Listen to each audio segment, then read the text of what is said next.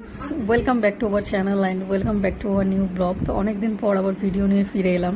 তো এখন রয়েছি আমি গণেশ পালে, আর কদিন পর গণেশ পুজো, গণেশ চতুর্থী।